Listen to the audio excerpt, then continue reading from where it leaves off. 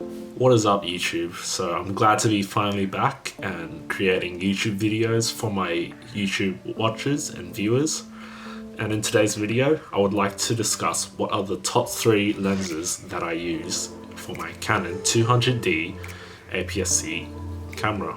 Now, the first lens that I would use and go to is a wide-angle lens. It's the wide-angle to standard zoom lens, Sigma 18-35 f1.8 lens.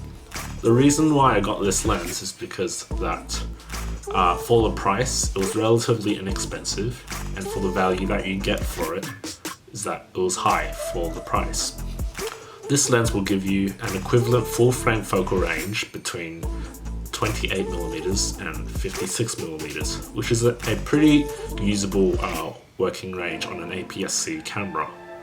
It gives you a nice relatively wide angle view of the subject, whilst also having the capability of being telephoto enough to put emphasis and focus in your subject.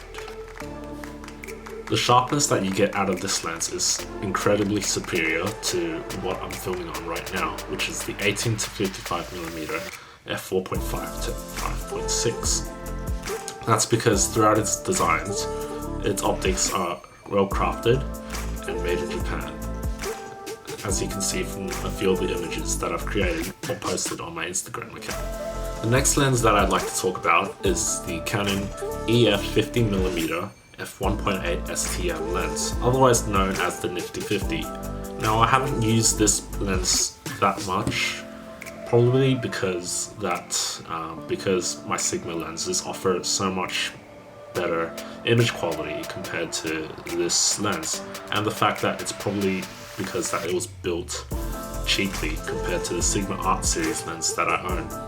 But nonetheless, here's a photo where I created on the Nifty 50. It was in Wollongong in Nantian Temple at night. The last lens that I'd like to show you is the Sigma 85mm f1.4. And for the price, the amount of money that you're paying to get for the photos out of this is just incredible, as you can see in the following images.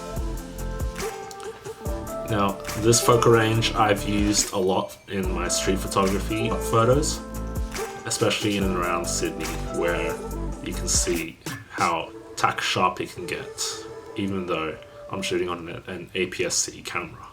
This lens equivalent, full-frame equivalent focal range gives you 135mm, which is still pretty usable and doesn't make your background compressed all the way. I love using this lens because of its professional build quality, and the quality that you get out of the images itself is just fantastic.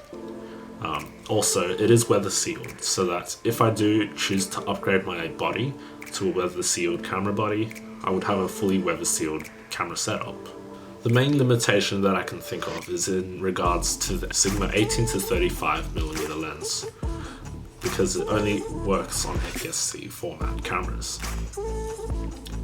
If I had thought about it more over, I would have probably purchased the Sigma 35mm f1.4 lens over the Sigma 18-35mm lens, as that is compatible on both full frame and APS-C camera bodies. But I did purchase it, of course, obviously, because of the benefits that you get through a standard zoom, as well as having a bright maximum aperture of f1.8. Overall, I do enjoy using all of these lenses, as I've purchased them all on my own money, and that the images that I've created with these lenses cannot be traded for anything. Okay, so I think that's it for today's video. Thank you so much for watching all the way, if you've made it till the end, and hopefully I'll see you in the next video.